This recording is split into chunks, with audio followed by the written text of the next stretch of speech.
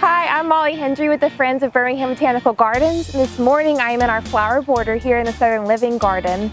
And the idea for this border is that it's a succession of blooms that begin with our first spring bulbs in early February and carries us all the way to our first frost, which is normally in November. And I know it's pretty easy to go to your local garden shop. You can pick up a beautiful perennial plant that's in bloom, but you might get that plant home and you think, well, now what do I do with it? So this morning I'm going to walk you through a couple of my favorite plants in the border right now and how I thought through how I wanted to use them.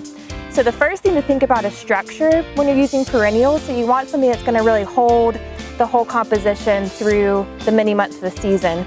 So I use this beautiful dianthus here. It's more of a ground cover. We have Artemisia, Palace Castle, that contrasts nicely with this roof iris. The fine silver texture with the more coarse limey green texture is a beautiful structural plant through the border.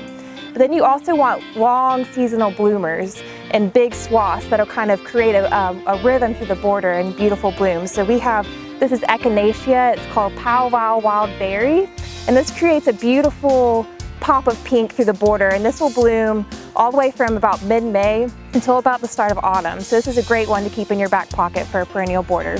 But then next, you also want those elements of surprise. So maybe you want, I call them seasonal thrills, so things like our astilbe. We have a beautiful peach blossom one at the far end of the border that comes into bloom right about now and will carry on for a couple weeks. So it kind of comes and goes rather quickly, but it's a fun element of surprise in the border. And then the final thing that I would think about are those threads that you want to weave through your whole entire composition. So what I used in our full sun bits in the border are daisies. So this one is actually called Becky, and there's little pops of the daisy. You can see some here and there's some at this end, and they weave and knit the whole composition together and adds an element of whimsy in the border. So next time you're at the nursery and you pick up a plant that you love, just think how you might want to use it in your own composition.